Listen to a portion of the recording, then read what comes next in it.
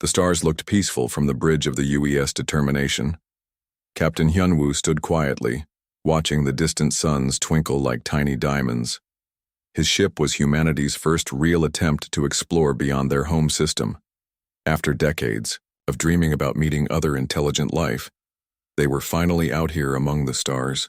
"Captain, we're picking up something strange," said Lieutenant Yoon-ji from her station. She was the ship's tactical officer, young but sharp. Her fingers moved quickly across the control panel. "It looks like a distress signal." Hyunwoo walked over to her station. The signal was weak but definitely artificial. Someone was calling for help out there in the dark. "Where's it coming from?" "Kepler 442b. It's a mining colony about 6 hours away at our current speed." Yoon-ji looked worried. "Captain, the signal. It's not human." Dr. Seok-jin looked up from his research station. He was the ship's scientist, excited about the possibility of meeting aliens. "This could be our first contact with another intelligent species. We have to respond." Hyunwoo nodded. "Set course for Kepler 442b, maximum speed." The journey took longer than expected. When they arrived at the planet, what they found made everyone on the bridge go silent. The mining colony was destroyed. Buildings were torn apart like paper. Strange claw marks covered every surface. Bodies lay scattered everywhere. "My God," whispered Dr. Seok-jin. "What happened here?" They landed near what used to be the main settlement. The aliens who had lived here were clearly peaceful people. They looked like tall, thin creatures with soft gray skin and large eyes. Their technology was advanced but focused on mining and farming, not weapons. In one of the damaged buildings, they found survivors. 3 of the aliens were hiding in a basement, shaking with fear. When they saw the humans, they almost ran away. "Please," one of them said in broken English, speaking through a translation device. "You must leave. The Sky Reapers will return." Dr. Seok-jin knelt down to their level. "We're here to help." "What are Sky Reapers?" The aliens' large eyes filled with tears. "They come from the stars, tall, with claws like knives. They hunt us for sport. They took many of our people alive. They will return for the rest." Through careful questioning, the humans learned the horrible truth. The attackers called themselves the Vorthak. They were 8 feet tall with thick armored skin and razor-sharp claws. But the worst part wasn't their appearance, it was what they did. The Vorthak didn't just conquer planets, they turned them into hunting grounds. They would attack a colony, capture most of the population and keep them as prey animals. Then they would hunt them for entertainment. It was their idea of sport. "How many worlds have they taken?" asked Hyunwoo. 17 systems, the alien replied. 17 different species. All of us now live in fear. Some worlds have given up fighting. They just wait for the Vorthak to come. Yoon-ji clenched her fists. "That's terrible. Doesn't anyone fight back?" The alien looked at her with confusion. "Fight back? They are the apex predators, we are prey. This is the natural order of things, you cannot fight the sky." The humans exchanged glances. This was completely wrong. These aliens had accepted their fate as victims. They believed they were supposed to be hunted. Dr. Seok-jin learned more about the Vorthak from the survivors. They were a warrior race that had evolved as perfect hunters. Their entire culture was built around the hunt. They saw other intelligent species as nothing more than clever animals to be caught and killed. "They have rules," the alien explained. "They always announce their arrival. They give us time to run and hide. This makes the hunt more interesting for them. But in the end, they always catch everyone." "What about weapons?" asked Yoon-ji. "Do you fight them at all?" "We tried once. They laughed at our weapons. Their skin is too thick. Their reflexes are too fast. Some of our people shot at them, but the bullets just bounced off. The Vorthak thought it was funny." That night, the human crew sat in their ship discussing what they had learned. The galaxy was a much darker place than they had imagined. Instead of finding friends among the stars, they had discovered a universe ruled by monsters. "We can't just leave," said Dr. Seok-jin. These people need help. But what can we do? Asked Yunji. We're just one ship. These Vorthak sound incredibly dangerous. Hyunwoo stared out at the ruined colony. Maybe that's exactly why we need to do something. Everyone else has given up. They think this is natural. But it's not natural. It's just bullying on a galactic scale. The next morning, they helped the survivors gather supplies and find a safe place to hide. The aliens were grateful but confused by human kindness. They had lived so long under the threat of the Vorthak that they had forgotten what it was like to have someone care about them. As the determination prepared to leave, one of the alien survivors approached Hyunwoo. You are kind people, but you must be careful. The Vorthak will learn about you soon. When they do, they will come. You are small and soft, like us. You will be good prey for them. Hyunwoo shook his head. We're not prey, and neither are you. The alien looked confused. But you are not apex predators. How can you fight them? We'll figure it out, Hyunwoo said. Someone has to. As their ship left the planet, the crew was quiet. They had come out here looking for wonders and instead found a horror. But they had also found a purpose. Somewhere out there, the Vorthak were hunting innocent people. They thought they were unstoppable. They thought they were the masters of the galaxy. They had never met humans before. Hyunwoo opened a communication channel to Earth. Command, this is Captain Hyunwoo. We need to talk. The galaxy has a problem and I think we might be the solution. The message would take months to reach Earth. But Hyunwoo was patient. Humans were good at being patient. They were good at a lot of things the Vorthak had never seen before. The hunt was about to begin. But for the first time in the galaxy's history, the hunters might become the hunted. War Alpha Krekstar stood 8 feet tall in his command chamber, his chitinous armor gleaming under the ship's lights. His claws clicked against the metal floor as he reviewed the latest reports. Something interesting had happened at Kepler 442b. A new species interfered with our hunt, reported his second-in-command. They call themselves humans, small creatures, only 6 feet tall, no visible claws or natural armor. Krekstar's mandibles clicked with amusement. Interesting. Are they from one of the prey worlds we missed? No, War Alpha. They come from a system called Sol. Our scouts say they have only recently developed space travel. They appear to be new to the galaxy. This was unexpected. New species usually cowered when they learned about the Vorthak Empire. They certainly didn't interfere with hunts. Krekstar pulled up images of the humans on his display. They looked remarkably fragile. Soft skin, small teeth, no natural weapons at all. They look like perfect prey, Krekstar mused. Weak, slow, and apparently foolish enough to get involved in things that don't concern them. Have we located their home system? Yes, War Alpha. They have several colonies, but their main world is called Earth. The population is in the billions. Krekstar's eyes gleamed. Billions of new prey animals. This would be the greatest hunt in Vorthak history. Prepare the fleet. We will make an example of these humans.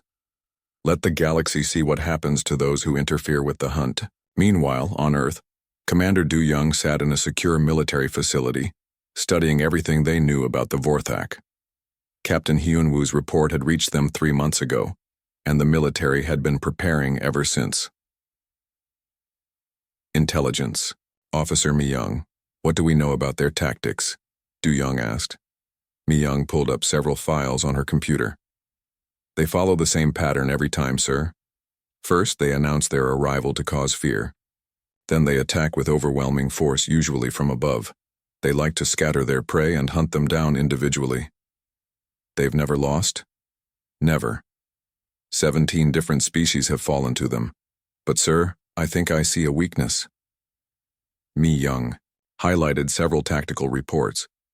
They're so confident in their superiority that they've become predictable. They always attack the same way because it always works. Du Young nodded thoughtfully. They're like any other predator. They follow instinct rather than strategy. What about their technology? Advanced, but focused entirely on hunting. Their ships are fast and heavily armed, but they lack defensive thinking.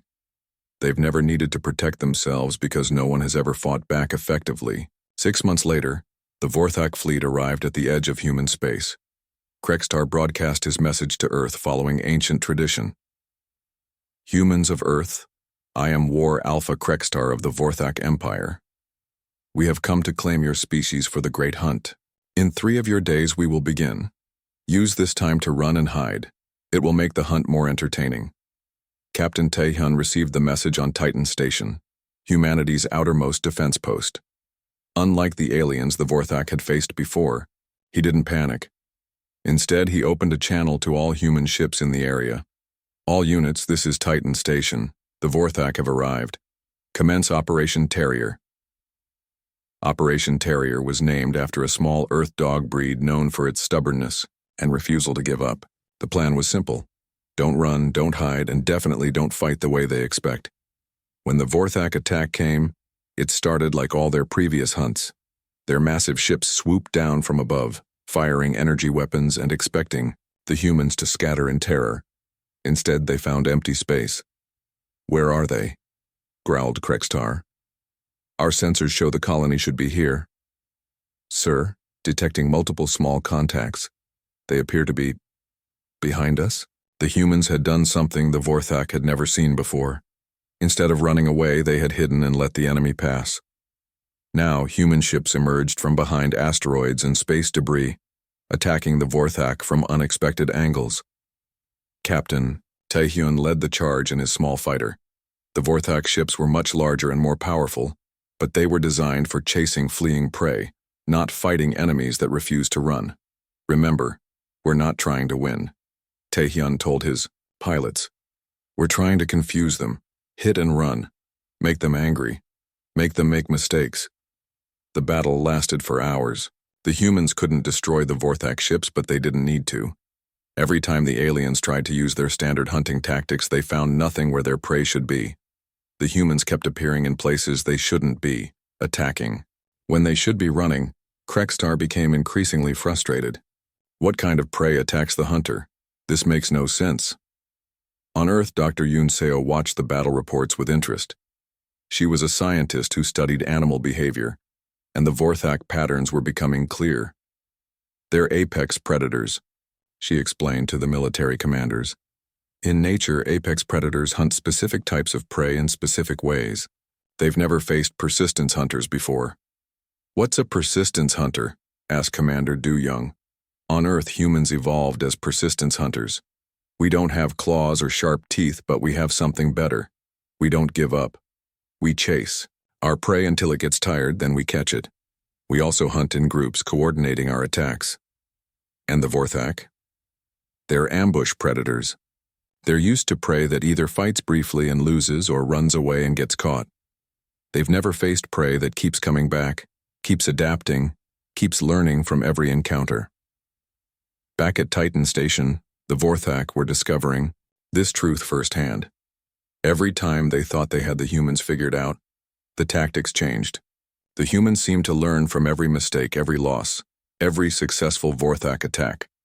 Sir, they're not fighting like any prey species we've encountered, reported Krextar's tactical officer. When we destroy one of their ships, the others immediately adapt to counter our methods. They're learning. Impossible, Krextar snarled. Prey animals don't learn. They run or they die. But the evidence was right in front of him.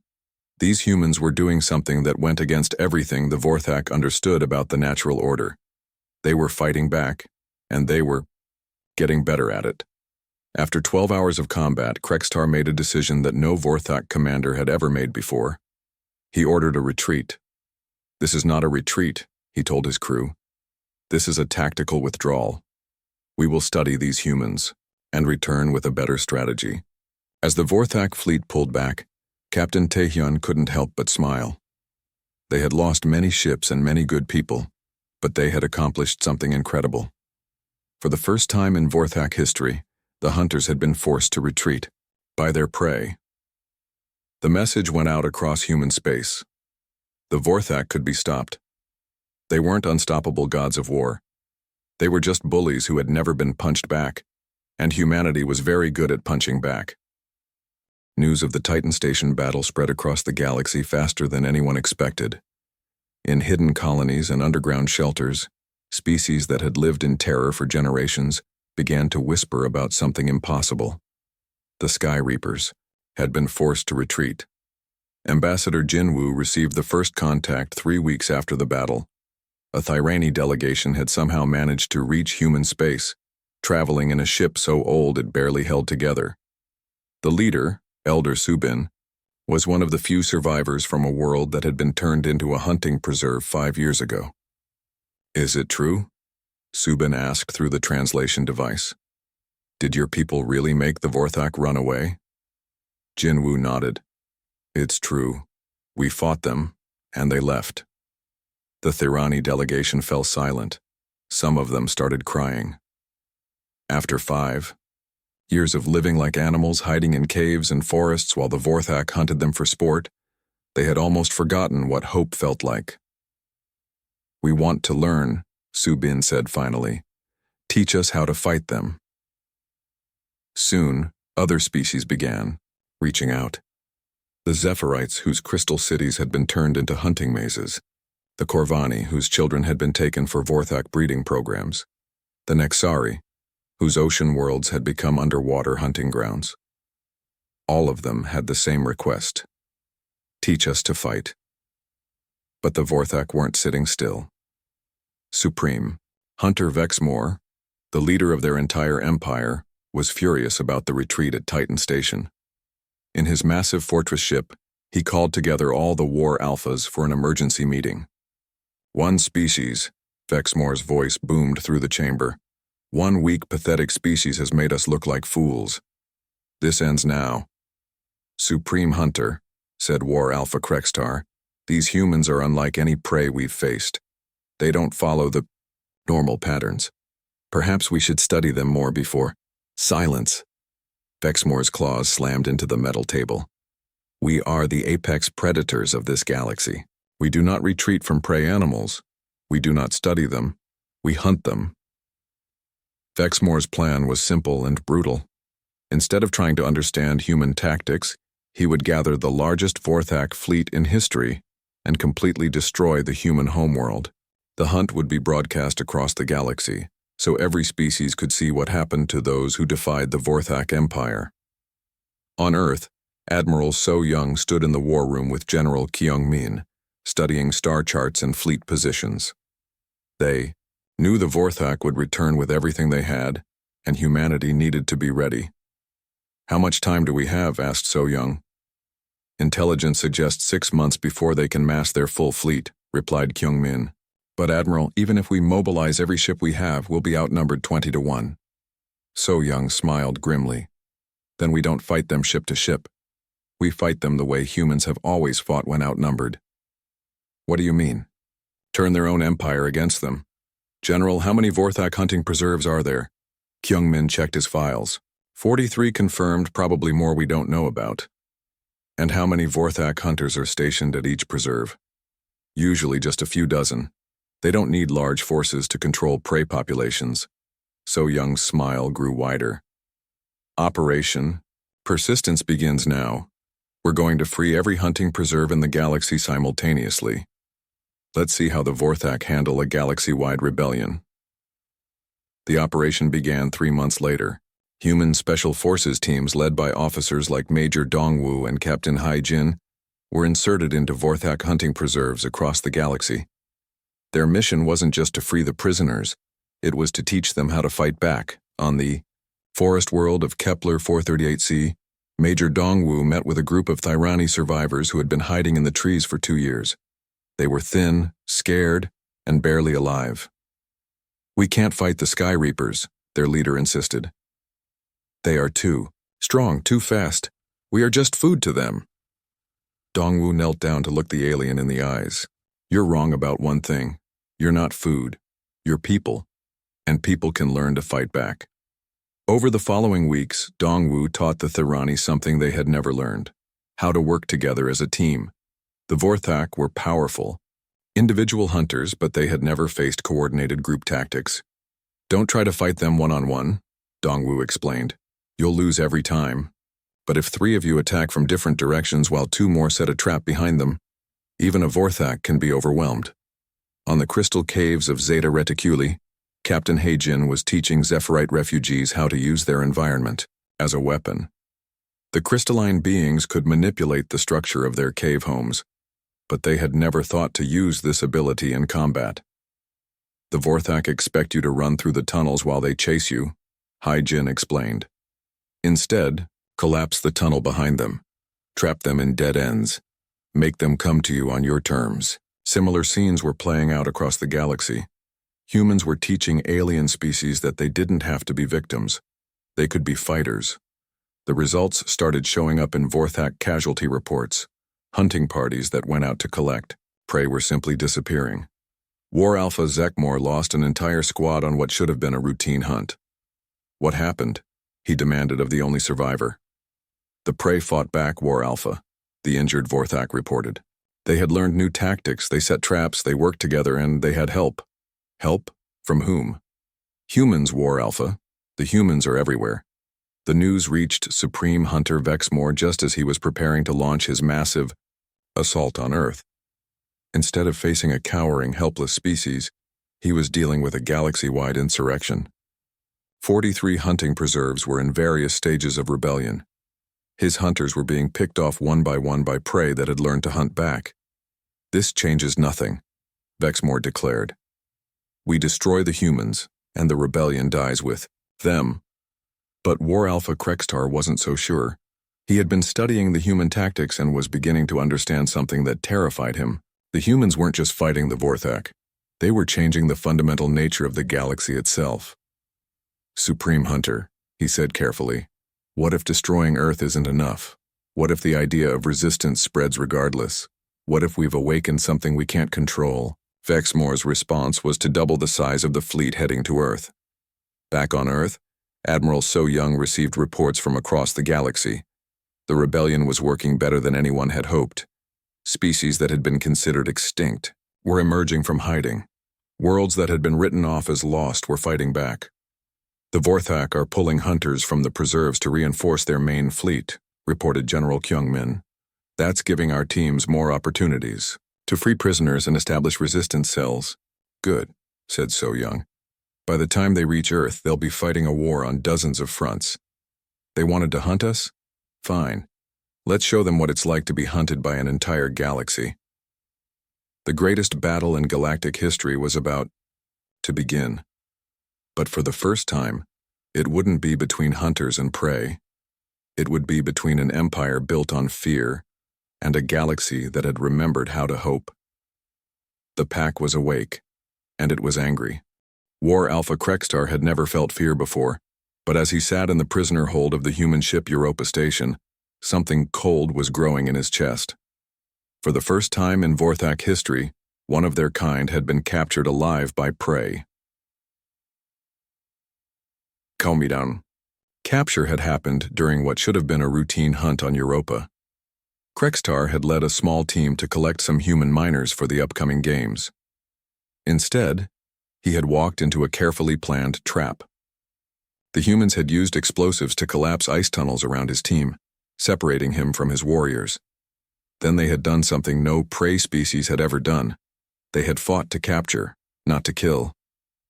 Fascinating, said Dr. Jaewon as he studied the massive alien through the reinforced glass. Your species has been genetically modified.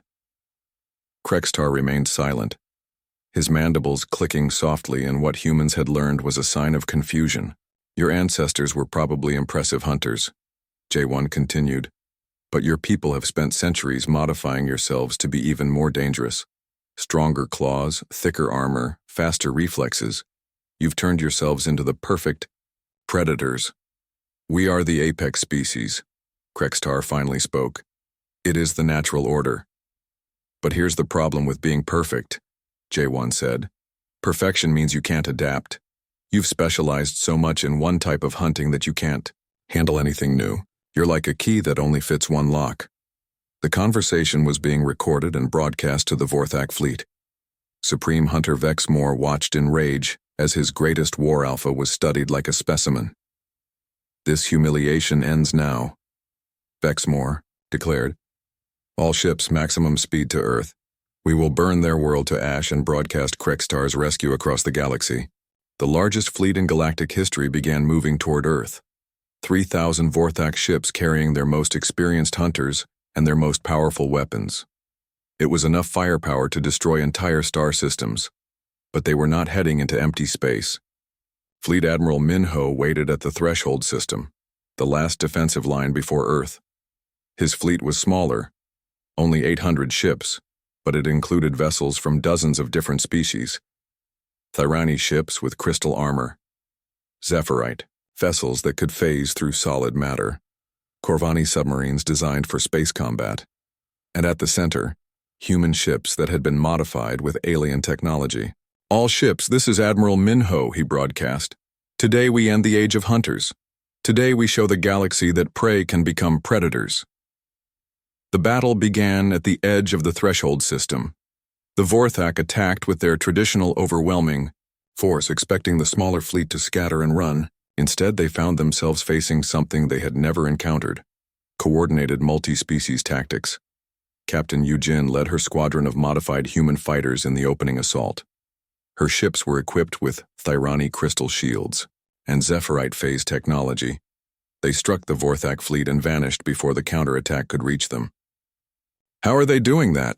demanded War Alpha Secton as human ships seemed to disappear and reappear at will. "Unknown," replied his tactical officer. "Their technology appears to be a fusion of multiple species." This was something the Vorthak had never considered. Each species they conquered had unique technologies, but the Vorthak had only been interested in hunting, not learning. They had never thought to combine the technologies of different worlds. Commander Sung Ho coordinated the second wave from his flagship. Instead of attacking the Vorthak ships directly, his forces targeted their orbital platforms and supply lines. The Vorthak had brought massive amounts of firepower, but they had never learned to protect their support systems because no prey species had ever been smart enough to target them. "Sir, we're losing our ammunition supplies," reported a Vorthak officer. "The prey are attacking our logistics ships." "Impossible," snarled Vexmore. "Prey animals don't understand logistics. They run and hide. They don't plan complex campaigns." But the evidence was all around him. These weren't prey animals anymore. They were an organized military force that understood strategy, tactics, and coordination.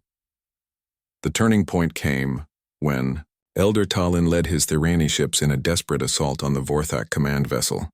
The Thyrani had once been peaceful miners, but months of human training had taught them how to fight as a unit.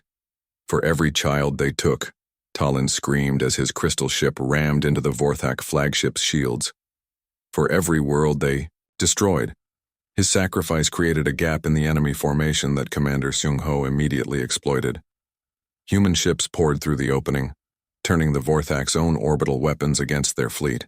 "This is impossible," Vexmore said, watching his supposedly invincible fleet being torn apart by creatures he had considered prey animals. "We are the apex predators. We are the strongest. How can we be losing?" The answer came from an unexpected source. War Alpha Krextar, still imprisoned on Europa Station, was watching the battle feeds with Dr. Jaewon. "You want to know why you're losing?" Krextar said quietly. "Because you never learned the most important lesson of evolution." "What lesson?" asked Jaewon. "The apex predator is never the one with the biggest claws or the strongest armor. The apex predator is the one who can adapt the fastest." Krextar looked at the human scientist with something that might have been respect. "Your species has turned adaptation into an art form. You don't just change your tactics, you change other species' tactics. You don't just use tools, you teach others to make better tools." On the battlefield, the truth of those words was becoming clear. The Vorthak were individually stronger, faster, and more dangerous than any single opponent. But they were fighting an entire galaxy that had learned to work together. Captain Heyman led a joint human Zephyrite task force that phased through the Vorthak fleet's defenses and struck directly at their engines. Major Bora coordinated Corvani submarines that attacked from impossible angles. Squadron leader Jin Seo used Thyrani crystal technology to create shields that could absorb and redirect Vorthak energy weapons. "All ships, concentrate fire on the flagship," ordered Admiral Minho. "End this now." The combined fleet focused their attack on Vexmore's massive command ship. Hundreds of energy beams and missiles converged on the vessel that had been the symbol of Vorthak power for decades. Supreme Hunter Vexmore stood on his bridge, watching his empire crumble around him. His perfect hunters were being defeated by prey animals. His unstoppable fleet was being destroyed by creatures he had considered food. "How?" he whispered as his ship's shields failed. "How did this happen?" The answer was simple, though he would never understand it. The Vorthak had spent centuries becoming perfect predators for a galaxy that no longer existed. They had never learned that the most dangerous predator in any ecosystem is the one that can teach others to be predators too. Vexmore's flagship exploded in a ball of fire that could be seen across the system. The supreme hunter of the Vorthak Empire was dead, and with him died the age of unchallenged hunters. The remaining Vorthak ships scattered in all directions, their perfect formation finally broken. Some fled toward the Galactic Rim, others surrendered. A few fought to the death, unable to accept that they had lost. Admiral Minho opened a channel to all ships. "Attention all forces. The Vorthak Empire is broken. The galaxy is free." The celebration that followed could be heard across a dozen star systems.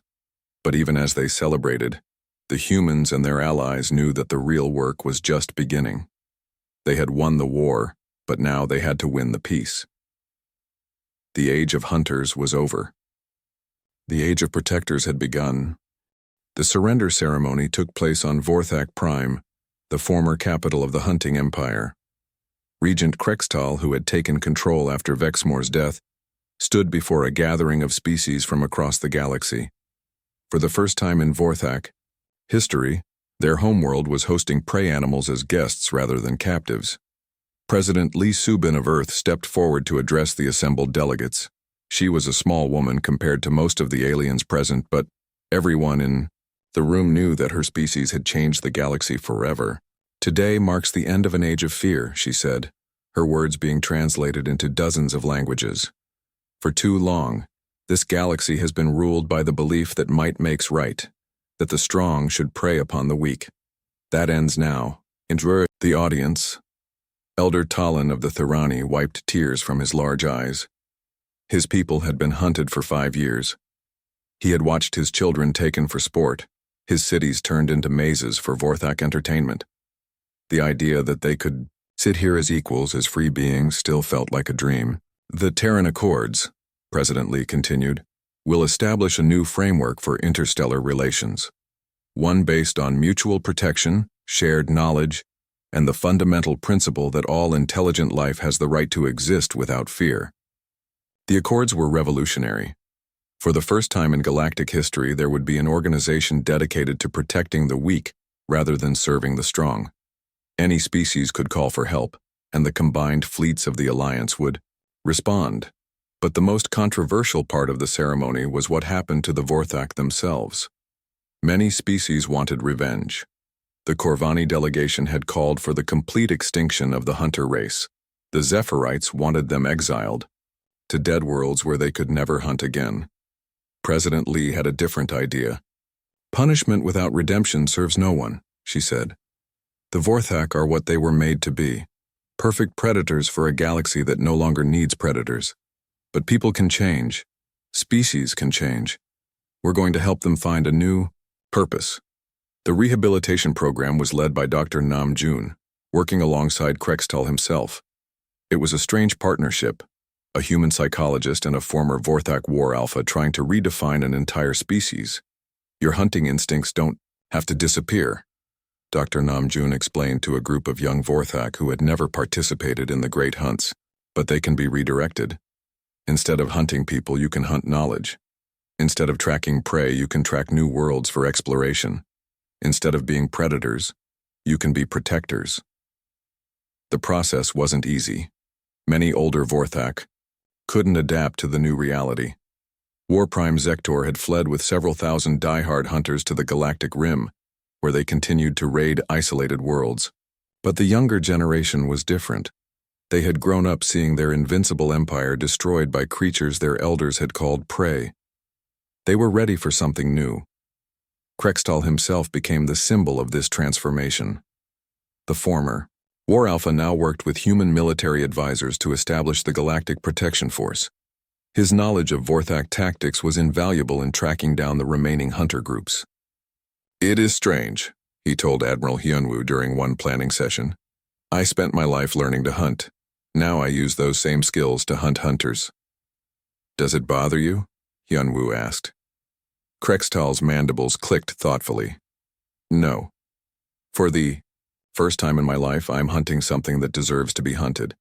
The galaxy was changing in other ways too. Ambassador Ju Wan helped establish the Persistence Coalition, a mutual defense agreement between former prey species. The name was chosen to honor the human concept that had started it all. The idea that you never give up, no matter how hopeless things seem. The Thirani, under Elder Talon's leadership, became some of humanity's closest allies. Their crystal technology, combined with human engineering, created the most advanced ships in the galaxy, but more importantly, they had learned to stand up for themselves. "We will never be prey again," Talon declared at the first coalition meeting, "and we will never allow others to be prey either." The Zephyrite chose a different path. Led by Harmonist Velandra, they maintained friendly relations with humanity but preferred independence. However, they accepted human military advisors and adopted many human tactical doctrines. Their phase technology, combined with human persistence hunting strategies, made them nearly impossible to conquer. Some of the liberated species surprised everyone. The Corvani, who had been considered pacifist ocean dwellers, turned out to be natural strategists once they learned to fight back. Their underwater cities became training centers for aquatic warfare, teaching other species how to fight in environments the Vorthak had never understood. The transformation wasn't without problems. Some former prey species struggled with their newfound freedom. They had lived in fear for so long that they didn't know how to make their own decisions. Others went too far in the opposite direction, becoming aggressive and seeking revenge against any species that resembled their former oppressors. Dr. Yoon Seo spent years helping these species adjust. "Freedom isn't just the absence of oppression," she explained to a gathering of therapists from a dozen worlds. "It's learning to live without fear, to make choices for yourself, to believe that you deserve to exist." 5 years after the fall of the Vorthak Empire, Admiral Hyunwoo stood on the bridge of the exploration vessel New Determination. He was older now, his hair gray at the temples, but his eyes still held the same determination that had started this whole journey. "Captain Bora, are you ready for our first mission beyond the Galactic Rim?" he asked. Scout Captain Bora nodded. Her ship carried a mixed crew of humans, Thirani, reformed Vorthak, and several other species. Their mission was to track down Zektor's remaining hunter groups and, if possible, convince them to surrender. "It's ironic," said Commander Seok Jin, now the ship's senior xenobiologist. "We started this journey looking for friends among the stars. Instead, we had to fight a war to make friends possible." "Maybe that's what the galaxy needed," Hyunwoo replied. "Someone willing to fight for the idea that friendship should be possible." The New Determination jumped to hyperspace, beginning humanity's next great adventure. Behind them, they left a galaxy that was learning to live without fear. Former prey species were becoming explorers, researchers, and protectors. The Vorthak were slowly finding their place in a universe that no longer worshipped strength above all else. On Earth, children learned about the Great Hunt not as a story of human triumph, but as a lesson about the power of standing up for others. In schools across the galaxy, young beings of dozens of species studied together, learning that diversity was strength and that cooperation could overcome any predator. The universe was vast and full of unknowns. There would be new challenges, new threats, new species to meet. But for the first time in galactic history, the response to those challenges wouldn't be to hide or submit. It would be to stand together, to adapt, to persist. The age of hunters was over. The age of protectors had begun. And in the depths of space, among the infinite stars, the children of 100 worlds looked up at the night sky without fear. They, knew that if monsters came from the darkness, there would always be someone ready to fight them back. The pack was watching. The pack was ready, and the pack never gave up.